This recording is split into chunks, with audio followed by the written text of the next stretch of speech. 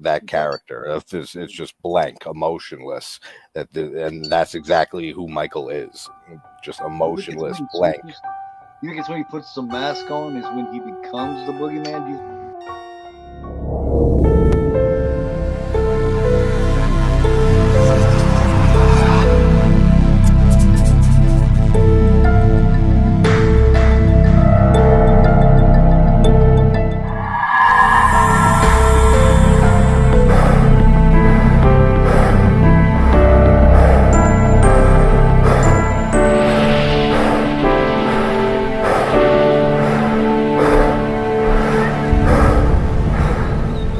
Because I am agoraphobe, and you are not. Right. Hey, what is up, man? Just got done checking out Halloween 1978. Probably my favorite film of all time, man. And I am jacked and ready for this discussion. What's going on? I'm here with Big Absolutely. Piece Horror Discussions. What's up, guys? Assumably, if you guys just watched our watch along, now we're here to discuss Halloween even further. Yeah, break it down, man. I got a lot of things written down, different little points that I want to talk about all the way basically from the beginning till about when Loomis notices the car parked there. And I think we can definitely, I mean, we can take it from there anyway. But just little points that I Yeah. want to bring up, man, all the way from the beginning. I can remember being a kid and seeing this, and as soon as the music started, it showed the Compass International and all that kind of stuff. Man, I was like Yeah. interested. Then I seen that pumpkin drawing closer, and as a kid, I had little pumpkin things I made and just different little things you have from Halloween. And I would turn off the lights, and I'd have like a flashlight, and I'd play Halloween with my GI Joe figures, and I'd Yeah. have that, Yeah. and I'd have it coming, and I'd pick one of them to be Michael Myers.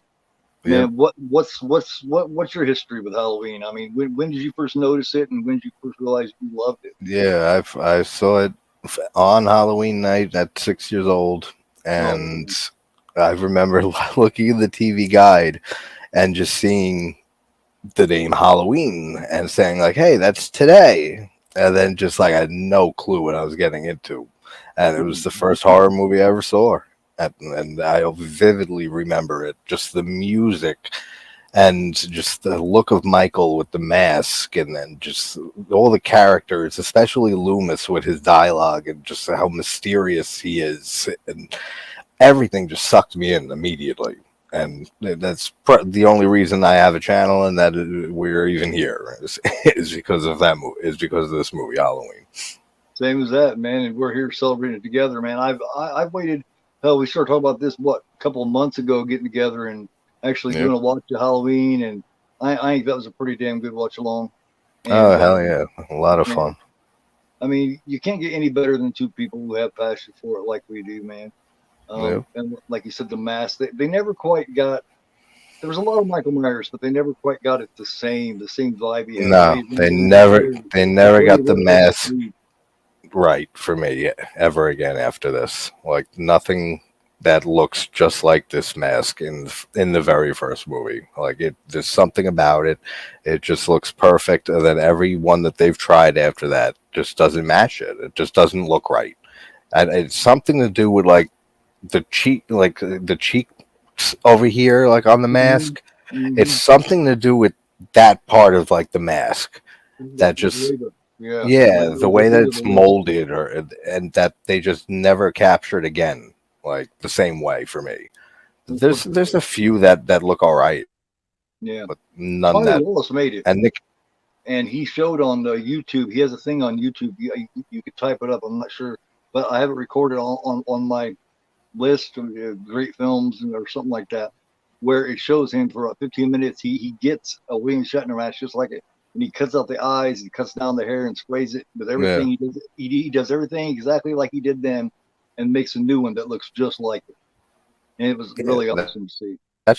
that's what I always wondered. Like I'm sure Carpenter thought of the idea that this could want, especially after it like a few weeks in theaters, that this movie was blowing up, that there would be a possibility of a sequel. It's like I would have just called up that same company who made that exact William Shatner mask and say, "All right, we want to buy like 1,000 of them."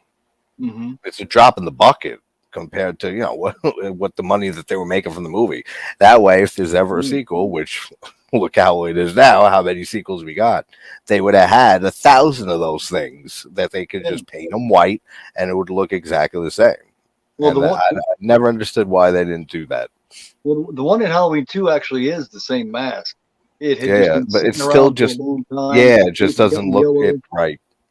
because she was a heavy smoker, Deborah Hill was, and it had been underneath her bed at her house. Yeah, So everything went through in this movie, and then all the yellow cigarette smoke, and then Nick Castle had kept it in his back pocket throughout shooting and all that kind of stuff. So you've got it's just a lot of wear and tear on it, which is like it doesn't look bad in 2. It still doesn't look like this movie. Like it just doesn't. And then after that, they lost it. No, Dick Warlock. They gave it to Dick Warlock because they didn't expect that they were ever going to be making it. And Dick was because they blew up Michael, and at the end of 2 blew him up. They figured that they were done with him. All the way from the first shot of this is they said he said he was inspired by what is it from Morrison World?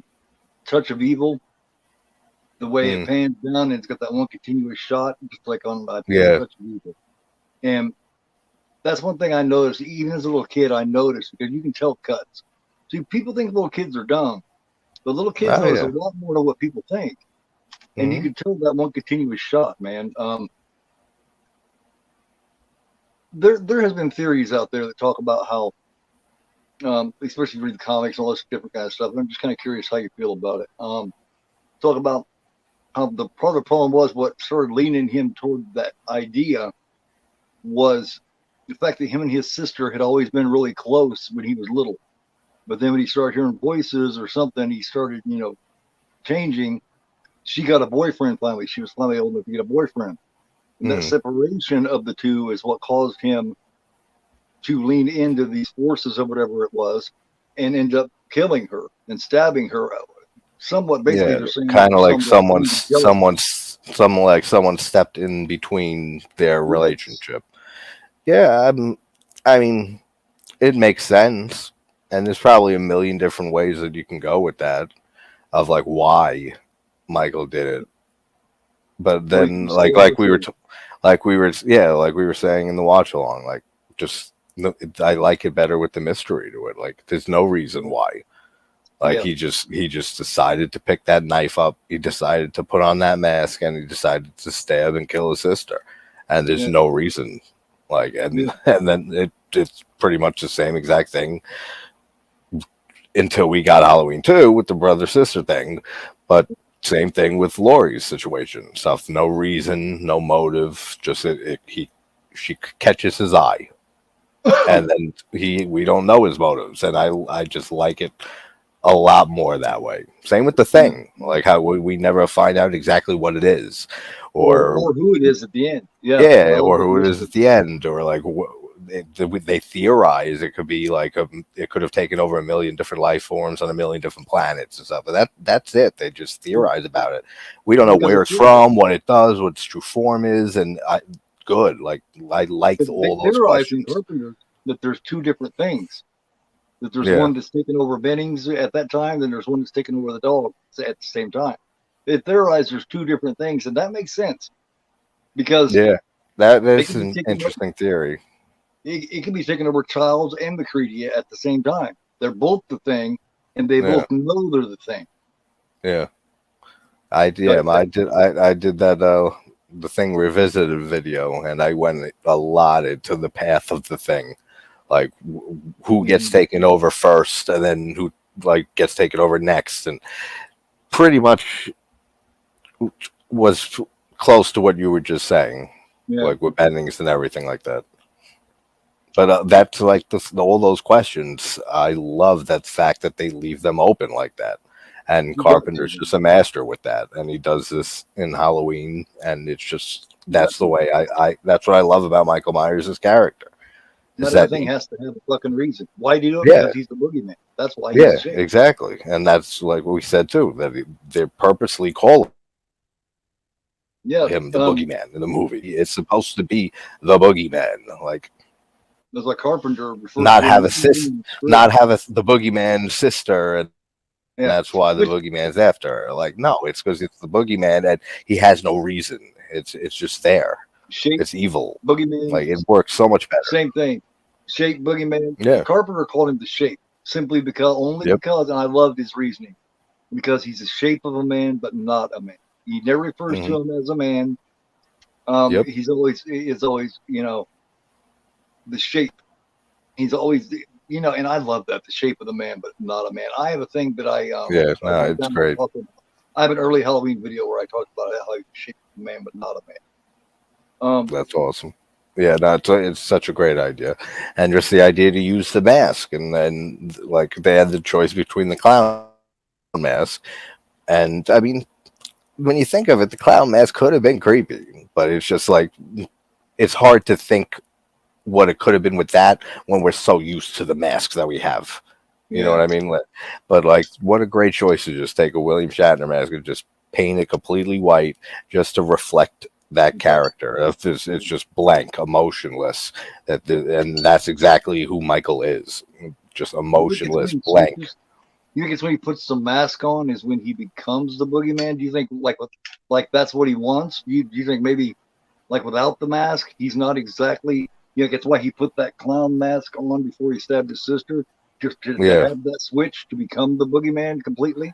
I would. I kind of lean towards that. That maybe because he feels he has to put on the mask to become like the boogeyman, or to become that person, to become that force of evil. Because we don't see Michael ever, if I can recall, kill somebody without his mask on, right? Yeah. Well, I mean, he does at the hospital to escape, but I think to truly assume the shape, he has to. Yeah. And when he found that mask, man.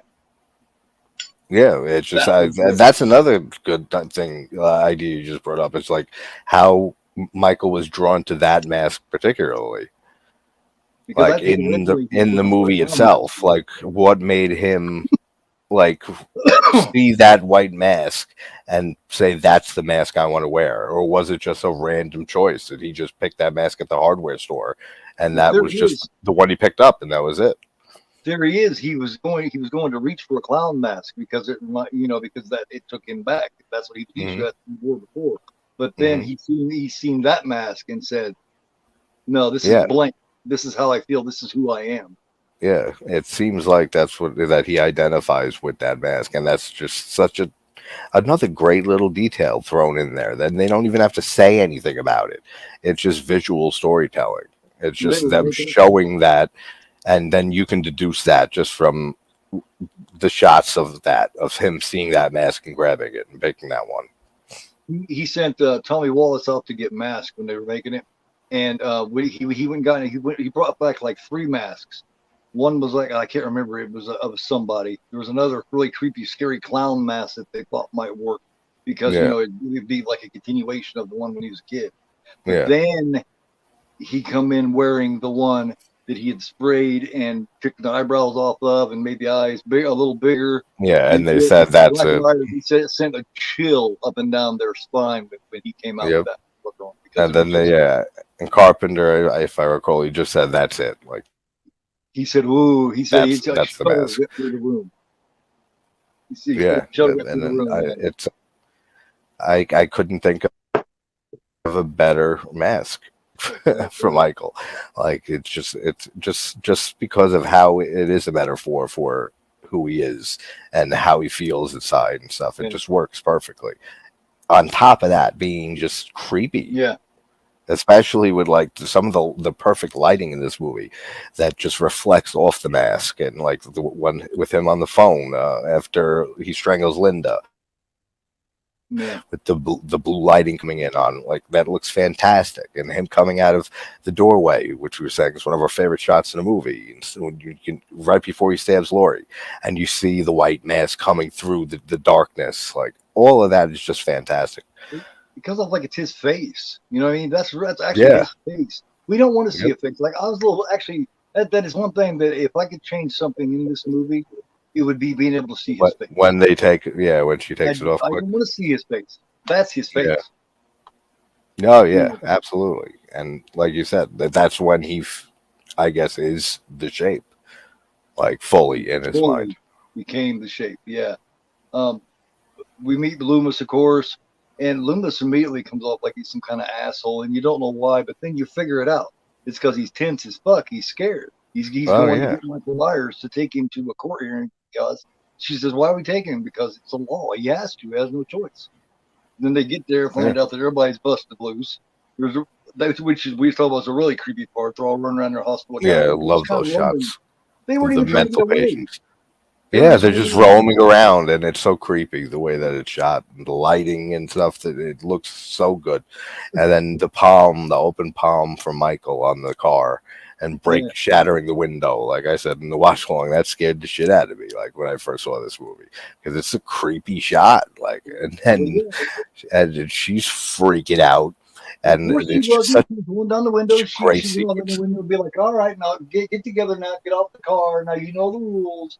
And then Yep. oh shit, get out of my hair! And she gets over there. Then she realizes Yep, she did not expect that at all. And then I mean that's the first time that like someone sees that Loomis is right. Like in the stuff Yeah, he's saying, Michael's not just a regular mental patient. she thought she could talk him down. Now, did you know when you first time you seen him even as a kid? Did you know when you see that part where he goes and that music and he comes up the back of the car? Mm-hmm. Did you know that was Michael Myers? The first time I saw the movie, no.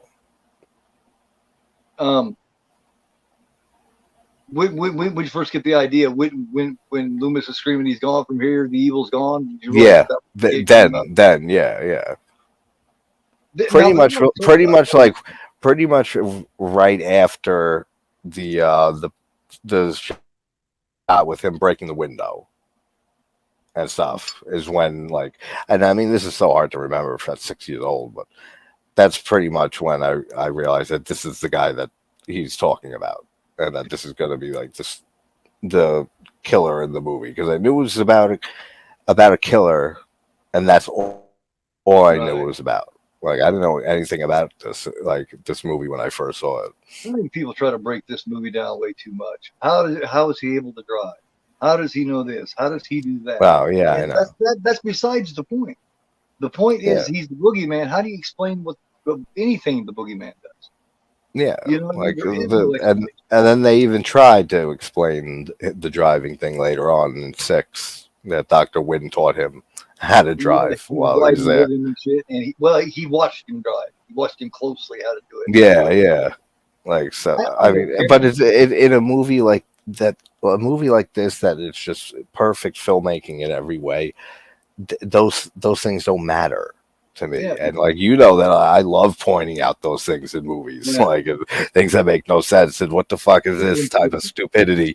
But like it depends on the movie, and like if it's a movie like this, that the story is perfect, the directing is perfect, that it's so tense, the atmosphere is off the charts the entire movie, the acting is great, the music is the greatest score of all time in a film. Like, you forgive those things. Like, it doesn't matter how he learned how to drive. Like, who gives a shit? Like, it does not matter to me. I watched people drive for 15 years, and still the first time I got behind the fucking wheel and threw it in gear, I was still like, you know what I mean? Yeah. Yeah, exactly. Now, if you'd have seen Michael going, I mean, that would look, number one, goofy, and number two, he doesn't do that. Why? Anybody else would have. He never drove before. Watching somebody drive doesn't teach you how to fucking drive. Period. Oh, absolutely. You know, but like we said, like in a movie like this, it doesn't matter, because it's just how everything's handled. Like, and like we were saying, like with just how you could see Michael's car throughout the first half of this movie, like all over town and all different shots, just to make him the threat's always there. That Michael's always there at some part of the frame.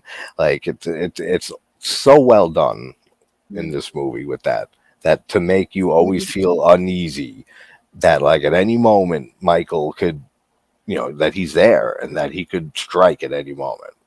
And Deborah Hill made us love the characters a lot too. That's important too. You got to. Oh yeah. This movie is so great of loving Michael and loving the girls too. She does a great job of making us like the girls and making them feel natural and like they're just regular Absolutely. girls. Like as soon as you see Lori, it's a completely different Lori than you get in 2018.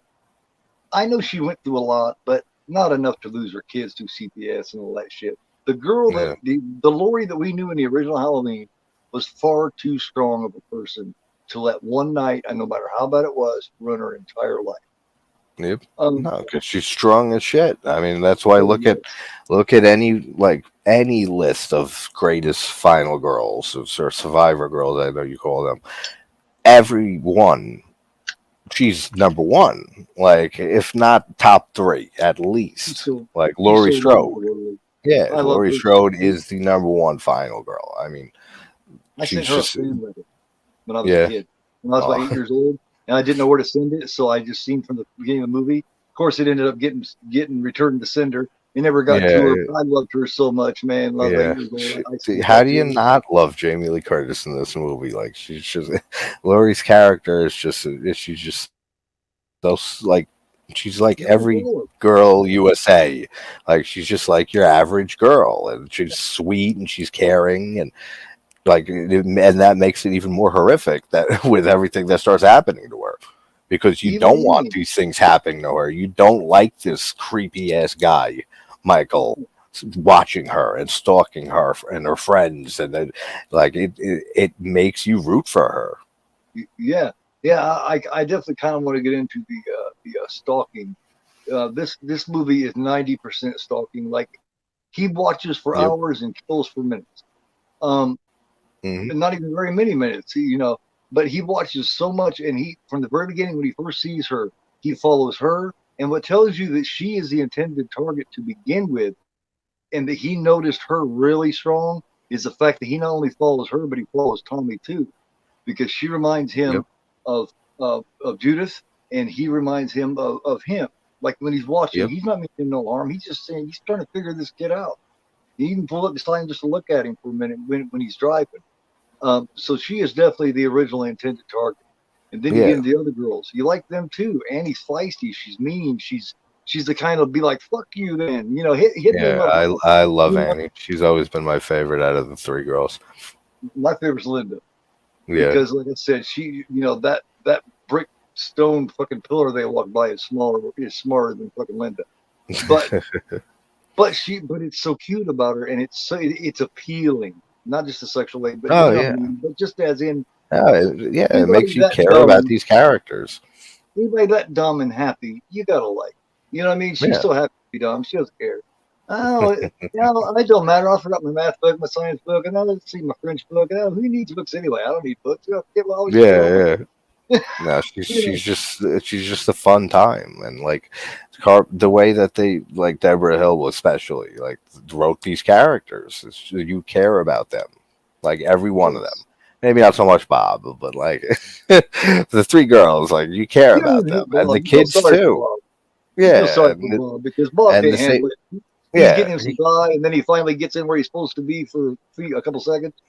That is done. Like, almost as quick as the opening sex with Judith.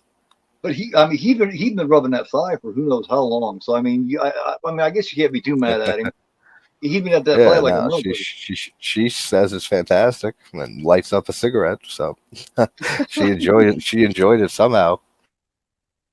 I just think that he was the only one she'd ever been with, and that's what she knew. And it's one of those things. That's likely. If she would have lived to get to the next boyfriend, she would have been realizing how much Bob didn't have going. You know what I mean? Oh yeah. I'm just having funny images in my head about that. Of her going, damn. Yeah, fuck Bob. What the fuck was? What was I thinking with Bob? We're okay, but no way. We're never getting back together. If she survived, she would have been like, R.I.P. Bob. But like, man, you didn't know much. He used to go with Bob. Yeah, he was a sweetheart. He loved me. And it was cool, that the whole scene with her, and how when we were talking in the watch along about how it goes from her being playful with the sheet over Michael to just seeing the fear on her, and when you could see it right in her eyes and in her dialogue and stuff of when it turns to her being okay. Something's wrong. I'm afraid now. That And shows like the way great she acting. portrays that is great. Yeah, the way she portrays all of that is really good. Like it's a When good she comes performance. down, just like the scene. That's what the scene right here is. Is see thing Yep. you like. When she does the see thing you like, she does everything. Blah blah blah blah blah. Cuts a joke, and she's thinking, Bob usually Yep. laughs at my goofy jokes. Okay, let's try this. You see thing you like. Yep. Still nothing. Well, did you bring me my beer? Still nothing. And then you see the eyes get wide. Yep. And And that was she's and such a great right at actress, the beer man. You line. see the fear. It's almost like she let that part scare her. You know what I mean? Yeah, It's almost like the right actress let that at the part beer scare her. line when she says, "Are you going to give me my beer?" and stuff. That's when her eyes light up like that, and you could see that that's when she's starting to panic, She got and into she that does moment. great. She does such a good job with that scene. I think she got into that moment and actually got creeped by it. Yeah, And I mean, her but the character at that point is thinking, performance is really, really good. you know, at that point the character's thinking, man, this motherfucker, this don't feel right. I'm getting creeped out. I'm gonna separate myself from the situation, and I'm gonna go Yeah. follow Laurie because I've had enough of this. Maybe while I'm doing this, he'll take that fucking sheet off and stop fucking around. Exactly, and unfortunately, that's not what happens for Yeah, her. yeah. But yeah, she kills it in that scene. Like that's her best acting in the movie. Oh man. Like right there, like that scene right there is Linda's in Yeah, and she got that from her scene. PJ's acting. From what she played Norma in Carrie. That's why Carpenter wanted her, because because he seen that she could play the bubbly, goofy shit, and he figured if I take the bitch out of her and just leave the bubbly, goofy, dumb shit part in her, I could have a good part. Yeah. Because, but Carrie, that's a whole other subject that I love that film too. But oh yeah, Carrie's great. But yeah, man. But by then she had learned not to wear her red hat to the yeah, she decided because she wore that red hat, and then De Palma made her wear it throughout the film, even in the prom, which was goofy as fuck. But by then she said she had decided she wasn't going to wear the red hat to try out for shit anymore. But she didn't even have to try out for Halloween. She was already and so was Nancy Loomis or Nancy Keys. Of course, because she was with Tommy Wallace. And you were saying that Annie was your favorite. Yeah, I love Annie. I've just always loved her always loved her personality in this movie. Now, where Switches, when she yells that shit at him, I think whether she was supposed to hear it or not, or where she would have heard it or not, I think she's supposed to have. He was supposed to have heard her say that. Yeah, which is what got him interested in her, and that's when he starts following her. And that's where a lot of people start talking about how she was the intended target. Well, she became the target after that because he liked her. He felt something from her that he never experienced anything like her before. He was more of the quieter, more reserved. You watch Laurie, you can tell she's quiet and reserved. Michael's a good people watcher. Oh yeah, that's his whole thing is stalking and watching and being a voyeur. Like that's what he does. That's what he apparently that's the only thing that like he lives for. Like that's his thing. Stalk first, kill second. Yeah, he wants to watch. He wants to freak you out. He wants to play games. He wants to sit around. Like for instance, with the car being locked. She knew, like I said, she knew she left that Monte Carlo unlocked. That's why she walked straight to it and went to open it. And she's like, "Oh well, shit, maybe I did lock it this time. Let me go in and get the keys." No, he was in it at that time. Yep. So that's why when she comes back, and her instincts immediately is to flick it open again, which is everybody else's, because she knew before she'd unlocked it and hadn't thought about the fact that it was just locked. So she went back, clicked it, and it opens right up, and she gets in. That's why she goes. Yep. And like, wait a minute, and then right then is where it's too late. Yeah, right then, why is it all fogged up in here? I ain't been in here. She don't get a chance. And that's what adds so much tension to that whole scene too. Is that fact that we know what she knows. We know that the car was locked. So like when she gets that revelation, it was like, well, wait a minute, and stuff like we are saying the same thing. We're like, no, wait a minute, no, like all right, he's in there. We know he's in there.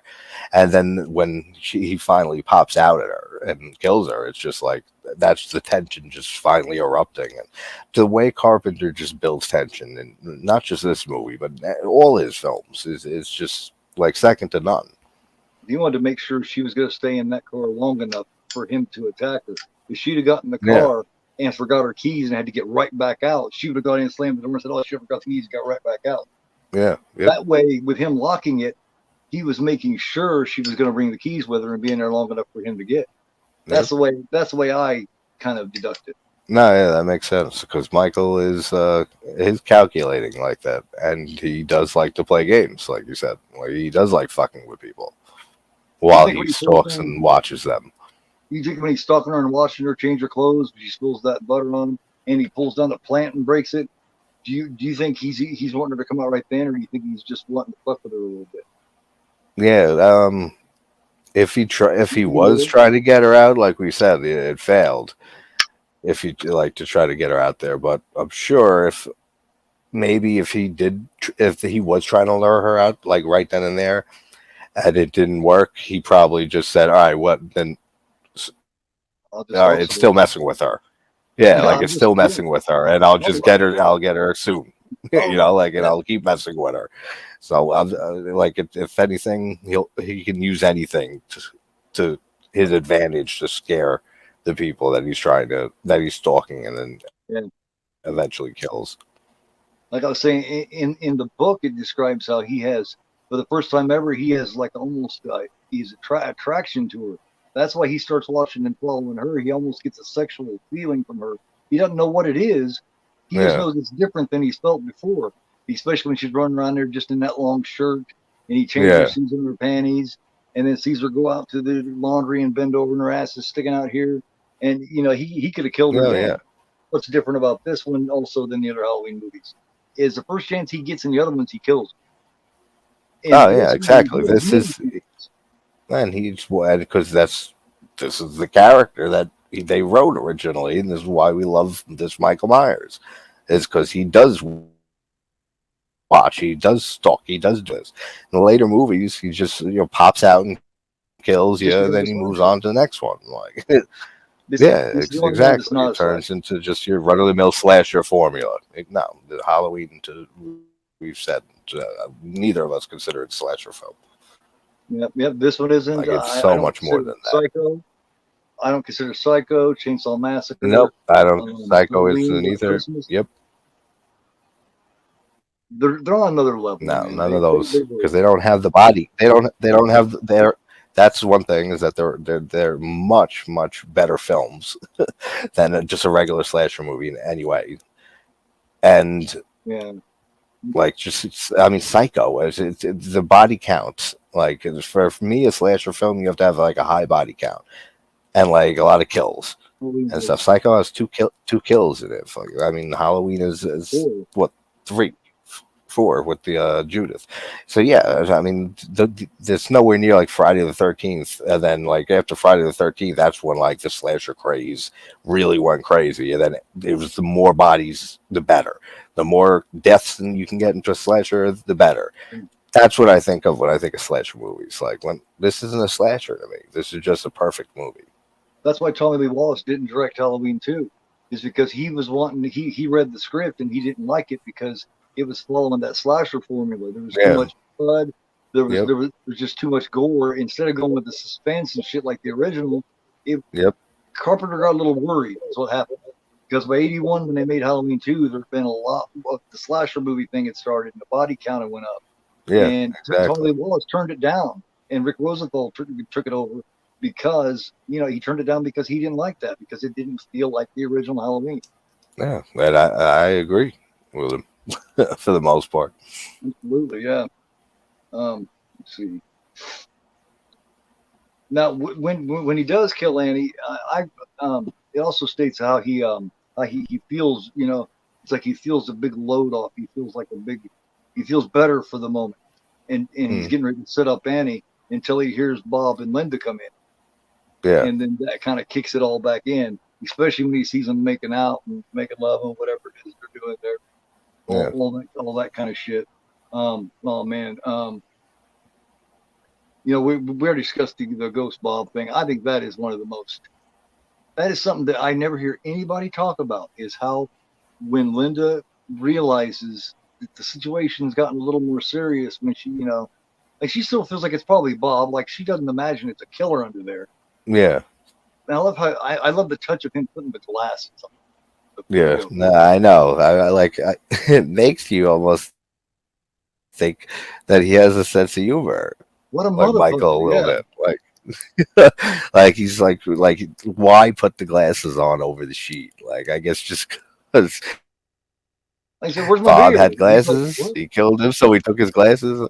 Like it's funny, it's creepy and funny at the same time because it makes you wonder, like if this person, if Michael has no emotion He's and he's pure evil and stuff, then like why does he seem like he has a sense of humor? Like to throw those glasses on, it's an But he's interesting having a good time with it. He is having a good conclusion. time. Yeah, The boogeyman doesn't mean he couldn't yeah, have fun. it's a very yeah, exactly. It's a very interesting decision that they did to throw that in. And I'm so happy they did because I love that. I love that he put his glasses over that sheet. Yeah, because otherwise she'd have been like, "Who the fuck is that?" Well, with him with those glasses on, she was like, "Oh, Bob." And it must have kind of seemed like something Bob would do, mixed with it being Halloween. Yeah, Just and oh my also God, real because, cute.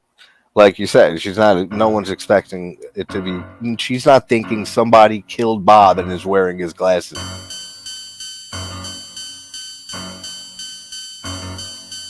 Corner. That's something people never touch Yep. on. How creepy that would be. Can you imagine all of a sudden just looking, just Oh being able yeah, to see a face in the corner? just the idea. Oh yeah, just the idea of that. Just thinking that you're alone, or with just with your lover or something like that. But then there's somebody in that room standing there the whole time, and you don't know it.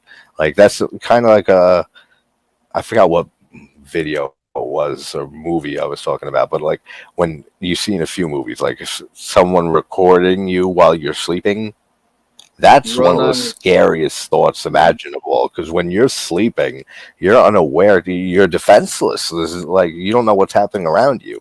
So, like that idea of seeing like somebody like in the room with you while you're sleeping, and you didn't know it, and you see like a video recording of it, that's fucking scary. And that's Like on the Creep. same type of thing. Like just yeah, Have you ever seen Creep? yeah, that actually Creep. Yeah, that actually it's my favorite found footage movie. That might have been the video I was talking about that in because he does that. He goes and he videotapes them and stuff. But that's When he calls his terrifying. wolf head, when he comes to call his wolf head, he sings. Oh yeah, yeah. Peach Fuzz. Peach Fuzz, Peach Yeah, Peach Fuzz. Fuzz, Peach Fuzz. That's my favorite found footage movie. That movie is fantastic Motherfucker- because Mark motherfucker's Duplass is two crazy maniacs. his man. his performance is phenomenal in that. Mark Duplass Second is one's good too, though. excellent. Yeah, it Second is. one's it's not as good as the first, but the second one's pretty cool too. Yeah, I've been waiting for a third one. They've been wanting to do one for years, but they need they want like a really good script before they Yeah. pull the trigger on it. Which that's fine. Like wait till they get something good. Like they was But- going to make the third laid to rest, but they Yeah. the director and creator, goddamn Robert something I don't remember, but Passed away, didn't he? yeah, while they were trying to fund it, he was getting the funding in. He died. He got sick and died. Yeah, sucks. That's a bummer, man. Because those are great movies too. The Laid to Rest Yeah. film. That changed my, back to the in the bedroom thing. That changed my teenage years. You know how many times I was making out shit and doing shit in a room would be dark, and I'd look over the corners, especially because of that. Yeah, I can see it, man. I don't know if you did the same thing, or at least had it in the back of your mind. Oh, You know this what I movie mean? always threw in just that you could be watched at any point, by some crazy person. Like definitely sticks in your mind after watching Oh, this for the definitely. first time. Is that like who could be out there watching me right Yeah. now? Why? And and it plays off all of that just so well. Like it just that's like true horror to me. Is these movies like this, and we mentioned Texas Chainsaw and Psycho, and like things that actually could happen. Like the monsters are all fun and good and stuff like that, and ghosts and witches and shit. But when it's an actual, a human being, or looks like a human being, in his case, but he's pure evil. But when people can do these things and kill people and fucking like it's terrifying to me more so than anything else in horror. I think each one of these movies, all the really good ones, do that.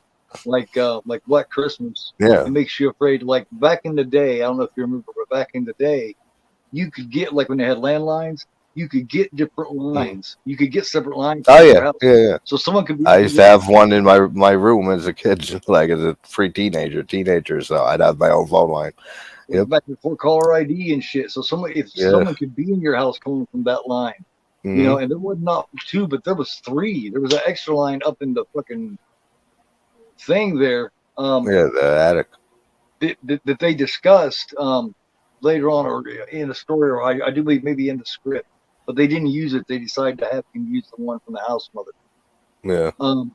But you got that, you're afraid of that. And then in Texas Chainsaw Massacre, it makes you afraid to go up to some strange, weird looking house to get help.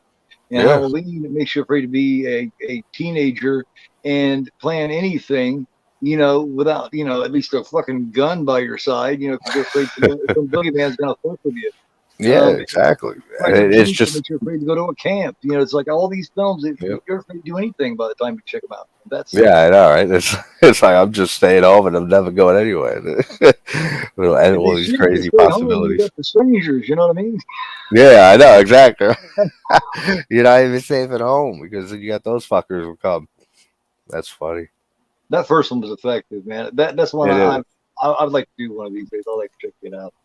That is a good movie. And you was talking about the cars being parked everywhere. For years I did not notice. When he's standing behind the bush. That's another thing I wanted to point out. When he's standing behind the bush there, he allows Laurie to see him, but not Annie. That's after he had switched his attentions to Annie then. Yeah. So he wanted her to see him, but not Annie, because he didn't want Annie to freak out. Because if he'd have freaked out Annie, he wouldn't have been able to stalk her as well. Yeah, no, that makes sense. And because it is only Laurie who sees Michael. Yeah, and then she just thinks she's crazy. Like she walks right up to it. Now, what crazy ass says, "Oh yeah, somebody's watching play." Well, a creep. And why not? Like, it's just that's her. No one's fucking with Annie. Like that's just her great personality. That like she'll walk right up to crazy guy in the mask and be like, "The fuck's wrong with you? Like get out of here." Are you following us? Oh yeah, you think that shit's funny? I did not tell you before. It's like damn. Yeah, like exactly. I'm sorry. She's got fire. She does too, and I think that's part of what he likes too, man. He likes that makes her number one to take care of on his list. Yeah, it literally is his number one. Yeah, but but I don't feel that she was the all around intended. I meant it's his first kill. It's the first one he kills. Right. Yeah. Well, yeah. I don't think it was. Yeah, I don't think it was his target. Laurie. It was always Laurie. A lot of people believe it was Annie now, and that. I remember. Yeah, I saw a few theory videos years ago on YouTube about that. Like a few videos that dive into the why it was Annie the whole time and stuff. I don't remember much details about it. A few things that you've been bringing up were triggering my memory, but I thought it's interesting, but I always thought of it's Laurie. It's always been Laurie that ever since she goes to drop the keys off at the Myers house, he sees her. What? He knew she was right across the street. He just wanted to stop and take care of her first, and then I said, he wasn't expecting Bob and Linda. But he knew she was right across the street, and when you're after something like that and you really want to savor a night full of killing, what are you going to do? You're going to save your favorite one, the best one, the one you've really been after for last. Oh, yeah, absolutely. And that's something we've seen a million times after this movie in slasher films and mostly slasher movies, but a whole bunch of things. Killer always saves the one who is most important to them for last. Like whether it's of his sister mainly. You want to relive that. Yeah. He loved that so much. 15 years, that's what he thought about, was getting out and reliving that shit. Now, do you believe that there's a person in there at all, or do you think he's pure boogeyman by this time? I think he's probably just pure boogeyman. I think he was. See, because that's the only problem we have with the boogeyman thing is he was born a kid. Supposedly he was somewhat right up to a point, So what did you just become Boogeyman? Had he always been Boogeyman? Yeah, like what made him That's like interesting. super strength and not being able to die and everything. Yeah, I what mean, switched? I feel like it's a very hard question to answer, like going just in the context of this movie, because I mean, obviously we know in the sequels they try to explain it, and none of it makes sense, and it's the cult of Thorn and all that stupidity. But like Just in just this movie itself, like, is he a real man? I mean, we know he's a kid. We saw him as a kid. He was born to human parents. So I mean, I guess he's just an evil fucking guy. so was And Damien. You know what I mean? Damien yeah, Thorne was born to, yeah. well, no, actually, he was born from a jackal. But anyway, we'll just forget about that. But yeah, but yeah, it's just he was. I guess he was just born evil. Just born as an evil psychopath. Why he's able to get shot a bunch of times and like just walk away, I don't know. That's just because it's movie, I guess, and Yeah. because it's scary, and Why it can't works. you knock It him? works though. Why can't you kill him? Where did he go? Yeah, Because that's a big question people ask when he gets shot and falls off the balcony. Where did he go? yeah, Wherever the fucking boogeyman goes, you know what I yep. mean? He's no longer there. He's there, and then he's not there for a reason. You know what I mean? It does require an explanation because there is no explanation. Is Yeah, basically pretty what I've much. been Yeah, told exactly. for And years. it's better for that. It's I love the mystery. Yeah. It would have been even better maybe if when they started the movie, like he was just a kid from out of nowhere. No one knew who this fucking kid was, and he just sees this girl alone with her boyfriend. Her boyfriend leaves, and he goes up and kills her. Maybe that would have been an even more Yeah, because mysterious then way to go. then you don't have, then you could say that, like, all right, well, maybe, like, where did this kid come from? Like, he doesn't have, we don't see parents or anything like that. Do you know how dramatic Loomis would have been if that would have happened? Yeah, I know, right? It comes from Loomis. I don't know. He's just a boy that showed up. You know what I mean? Yeah. He just showed up Evil. one night under the moonlight. Like, we don't know where it came from. Where's his parents? Who says he had parents? Yeah. Pure evil does not have parents. You know, I mean, that would have been kind of cool, actually. Yeah, right. Look, one day That's a start nice little. stabbing people. Maybe that's like one of like the eighth reboot or something. Like 20 years from now, they'll do that. That's what I do. They'll make a little child Michael without parents, without an origin, and then they'll explain it away that way. He didn't have a name. He's just a fucking shape at that point. He's just a boogeyman. Now that would truly be a boogeyman. Oh He yeah, came from nowhere at 6 years old and started stabbing motherfuckers. They put him away. He never says a word, therefore they know nothing. And then he escapes. Yep. And that would give Loomis so much more monologue. oh yeah, and especially because he'd have no identity. He'd have no name. He'd have no nothing. Like, Loomis would have moved into the hospital at that point. he would have been committed to the hospital probably from going nuts trying to figure it out. He had a room right next to him. Yeah. Been over there bothering him every day. Where did you come Yeah. from? You are evil. Yeah. Like, I'll give you my dosage of this medication if you just tell me a little bit. Just tell me a little more. That's funny. That'd be great. It wouldn't surprise me. They've done everything else. So No. Have you seen like the comics, the Nightfall comics and shit like that? They've explained everything with him. Like in one of No, Carpenter's the comics. Part 4, he was gonna grow like 30 feet tall or some shit. Really? For real. He was gonna grow up like 30 feet Nuts. tall or something like that toward the end of the fucking movie. Check out some of the shit on there, and you can see old scripts and stuff. There's been like 4 different versions of what Halloween 4 was going to be. Yeah, It makes you glad we got the Halloween 4 that we did get, actually. Yeah, by the sounds of that, yeah, I'm definitely glad that we got the Halloween 4 we did. Except for the mask, man. If they would have used this mask, like masks like this for Halloween 4, it would have been damn good, man. The only thing is the pink mask in Halloween. That mask is so happy, 4 is man. just I've never seen abysmal. Michael Myers look so happy to see you. He's like, "Hey, what's up?" I know, and that's what I mean. Like with the it's something like with the cheek with the masks, like throughout the whole series, and just doesn't match the original. Yeah. The hair is I even don't messed. know how hard it is to find. Yeah, the hair is different. Like I just don't know how hard it is to find a William Shatner mask and paint it fucking white. Like They decided it it didn't matter as long as can't it be was that white like hard. that, and they were wrong. Yeah, that's basically it. Yeah, because it definitely matters. Every time they use a different. I mean, look at the And look at the CGI mask in H2O. How abysmal that is. Oh, he looks like a punk the ass mask in H. in that in Resurrection. Yeah, He's got eyebrows. He looks like a punk ass. Like he's coming at you like. yeah, I know. It's so stupid. It's like, what the fuck? Some of the I don't know what they were thinking with some of these masks. But I mean, H2O CGI one is hilariously bad. Yeah, he's like, Why CGI a mask? Like CGI is there for like shit that like you can't pull off like in reality. You can very much put a mask on somebody's face. So I don't get why they did that at all. yeah, the original. They paid $2 for a William Shatner mask, alternate.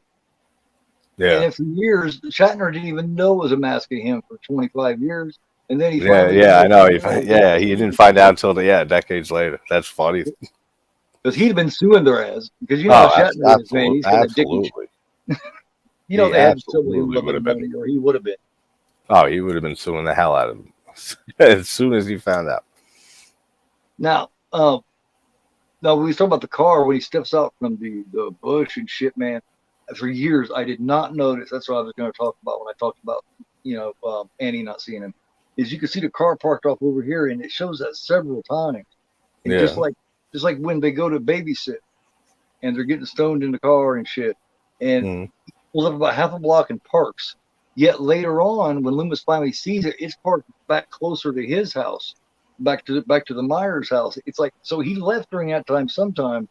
And he must have seen Loomis stand because Loomis was standing right there. He must have seen Loomis and park. Yeah, and he's that way he wouldn't know what. And move the car. Yeah, I'll just park up here. Because we assume and we know that he saw Loomis, so he would want to throw him off because he knows that Loomis is going to try to stop him. So maybe he figured I'll buy myself some time and move the car so that way he doesn't know which house I'm at. And he can waste time trying to check some of the other houses out. Yeah, because he wants to have his time to be able.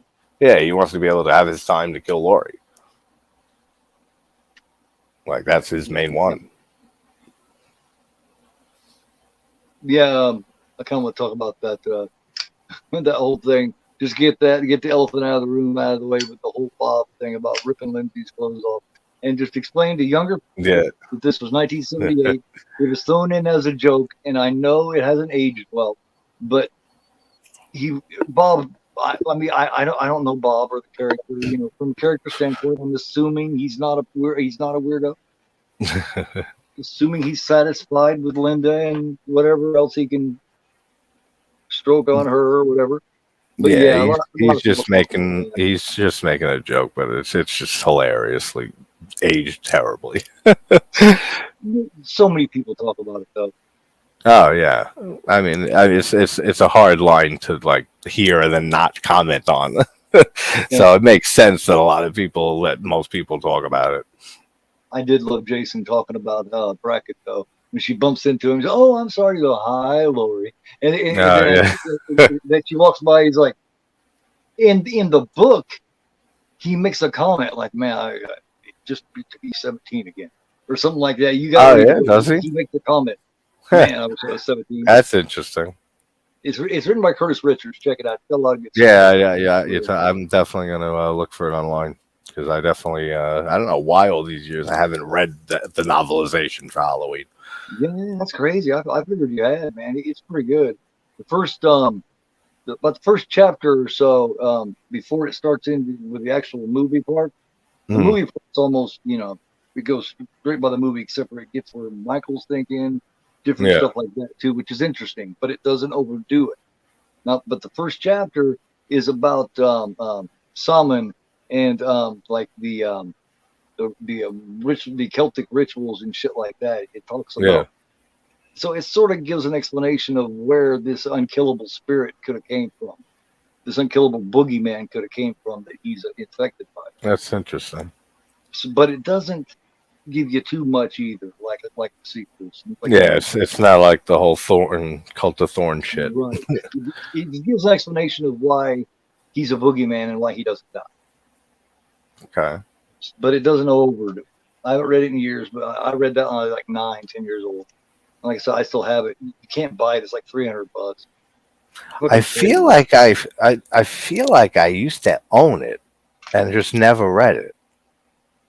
And then I don't know what the hell happened to it because I remember the cover and stuff. Like it's just like the cover of the movie, right? Yeah, it has that, and then there's also another cover where he's standing there in his hospital sheet with a knife, and he's got the head of an illuminated jack-o'-lantern. Here, yeah, I'm thinking. I remember the cover of that's just like the movie. That has the jack-o'-lantern with the knife. That looks familiar, but I didn't have that. I'm pretty sure I had the one with the movie picture as a cover. It's in bad shape. It's falling apart. Like I lost the cover, but the cover was just like that. Yeah. Well, at least you still have it. I ordered, like I said, I ordered that one that not 50th anniversary, but 45th anniversary, I do believe it is. Yeah, 45th anniversary of it. It was like $50. You can't order it anymore. Yeah. I'm sure eBay would have it, but fuck them. Is there things you want to cover? Anything we haven't talked about? I mean, we talked about some shit in watch along, I feel like we between this and the watch along, this has been great, and I think that we went pretty balls deep into fucking Halloween. One thing I do want to talk about, one last thing there is the chase. Oh yeah, the final chase when she comes in there and she's this definitely stopped being funny. You know what I mean? And she goes, I'll kill you. You know, this joke, I'll kill you. You know, she goes up there and finds him, and he has Annie there with Judas Tombstone, and how he set up the body where she bumped here, Bob would swing out, she bumped here. You know, he had this the door just right to where Linda would show. And Linda's corpse, like I said, looks so fucking. The way her neck is twisted, Linda, that looks so good. Like it looks so eerie. Yeah, and then she falls over, breaks her shit. And I swear to God, when she left, she had the keys in her hand. Even as she was entering the house, she had the keys in her hand. So I think she was maybe going to use, she still was worried. I think she had them in her hand, didn't put them in her pocket because she was planning on using them as a weapon. But when he missed and stabbed her arm, she fell over, she dropped them. That's why when she gets back now, she has keys. Now, the only kitchen I've ever seen in my entire life that has an actual door that shuts and locks. Did you ever think about that? Yeah. Have you ever seen a door in the kitchen? Like a regular door, man. Yeah, I know, that's weird. About a year ago, I watched it. That is weird. There's a fucking door in that kitchen. Why didn't I notice that shit? They had to. That is weird. That he starts breaking through. Nobody puts a door on the kitchen. But yeah. That is strange. I've never thought of that. Yeah. A door on the kitchen. I've never thought of it. They're trying to keep somebody in the house is too fat and they're trying to keep them the fuck out or something. They're install a door. Yeah, right. Joey, like, nope, sorry. No more donuts for you. Joey, no more. We can't keep them out, honey. Snacks. On the cabinet. We'll just put a fucking deadlock on the fucking door. That's funny. Yeah, I've never thought of that. That's hilarious. I bet Michael's thinking the same thing. He's like, who the fuck puts a fucking door in the goddamn kitchen when he's trying to get in there? That's probably why he's so pissed off. Breaking it down. Like, why is this even here? How he reaches. Why do I even have to do this? Rampant he is looking for that doorknob, man. He's like, God damn. And turns that shit. And he doesn't expect her to be crazy enough to use her hand to break the glass. She could have grabbed the toaster, maybe. Yeah. And then I love the knife switching hands that Nick Castle did. That he takes the knife. I'm not sure. In his left, he puts it in his right hand. I know. That's what I always wondered, if Nick Castle just did that on the fly, improvise that, or if it was directed. But I'm pretty sure I get the feeling that he did it. Yeah, just Castle, like in the moment, because I love that detail. That's such a cool little detail of him just showing you real quick a shot of him switching hands with the knife again. Actually, Jay, I feel like it probably happened like this. They knew the scene was coming up. He knew that since he was right-handed, he was going to have to beat the door like that. Yeah, he was going to have to hold the knife in his left hand. So he probably asked Carpenter, "Now, when I come in and I switch and go after her, I'm going to have to switch it back to my right hand because Michael's right-handed and I'm right-handed." Yeah. Something tells me they probably had that conversation, and he said, "Yeah, they could have. Yeah, I mean, there's a big chance they did." That's but what I'm whether they did or not, or he just thought of it like on the fly there, it's brilliant either way. Like, just such a great inclusion. Knowing Carpenter, I would say he probably thought of that too. You punch it through with your right hand, and Michael, you can't push through it with a knife in your hand. So after you get back in, you pull your hand out and start heading. Yeah, then you're gonna have to switch back to his predominant hand. Yeah. But you notice when he first punches through, he opens up the door with his hand still through it, and he sits there and looks at her for a second. He turns it, he goes, "Yep." I love that shot too. He just said for just a split second, he stands there and looks at her like, "Hello." That's right, bitch. Me. You see me earlier. There's no goddamn door on a kitchen stopping me from getting through. And now I got you. God damn it. Yeah, she broke the glass with her fucking hand. Now she gets out of there and screaming. I remember years back people talking about he could have already killed her. Why hasn't he come out yet? Now, from a character standpoint, the way I'm thinking about it is, damn well, like I said, damn well he'd stop and make a peanut butter and jelly sandwich. Yeah. No, yeah, it makes sense that he. It's so dark back there. He stood there and watched because he heard her screaming. He was like, "Shit, I'm sure she's gonna get attention." Goes up and knocks at doors. Now, guys, I know it's a script, and I know that's the way it was supposed to be. I'm thinking from a character standpoint, if these characters were real. Yeah. Okay, so that way people don't think I'm insane. Okay, she's running up to houses and she's screaming and knocking, and nobody will help. And then once she starts heading back to the Wallace house, that's when he comes out.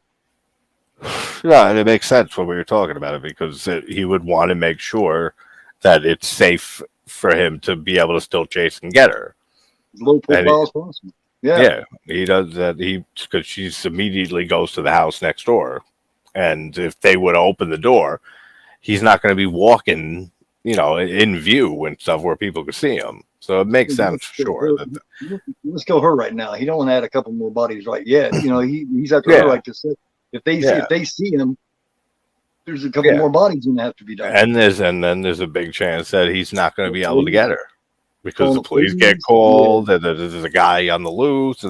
So he that makes a lot of sense that he would want to just stay in the shadows and wait to see if anyone came to that door to help her before saying, "Okay, all right, no, now she's running back to the house.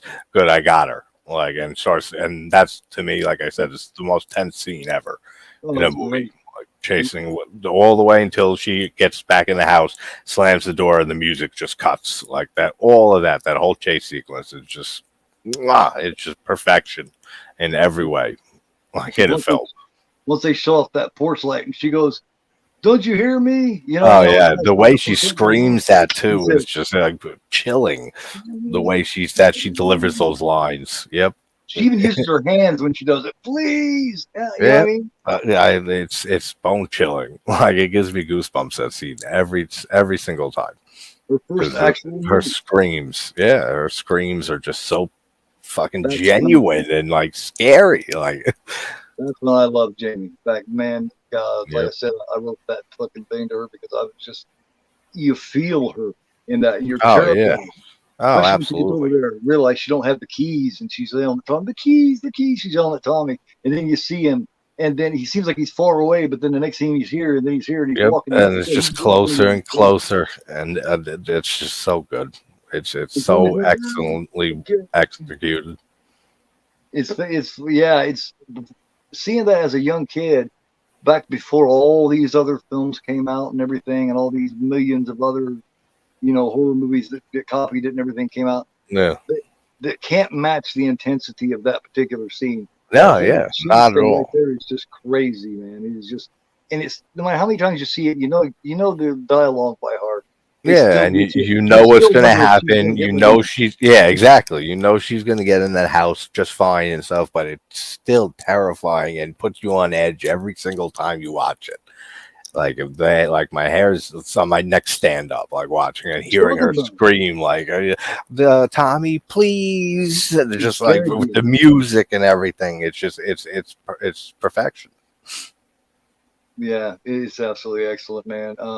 Like I said, my story that I wrote starts when she sends. Let me see.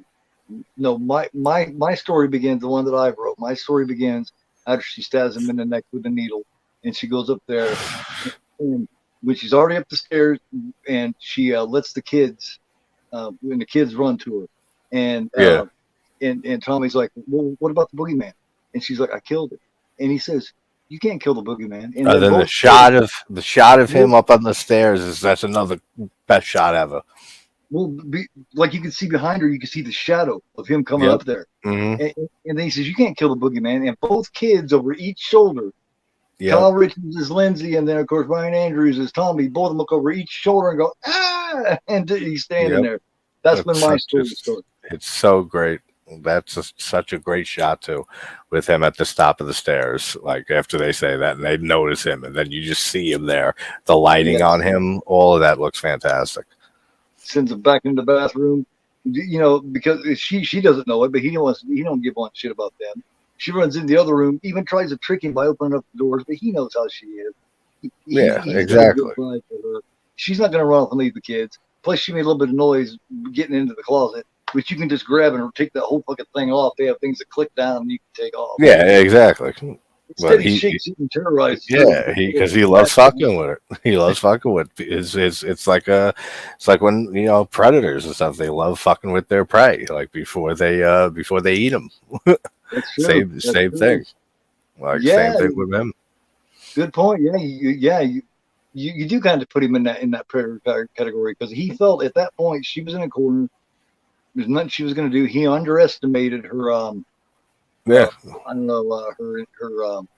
I don't know what you'd call it. She's very knowledgeable. She's very resourceful, and very courageous. Yeah. She stabs him twice. like her ingenuity to think to grab the hanger and poke him in the eye. Yeah. Survival, man, and that's realistic because Oh yeah. if you're in a closet full of wire hangers and someone's coming after you, that's the only thing you got to grab. You're going to try to use it. And where do you Oh go? yeah. Absolutely. No matter how badass you are, someone pokes you in the fucking eye, and you're going to react.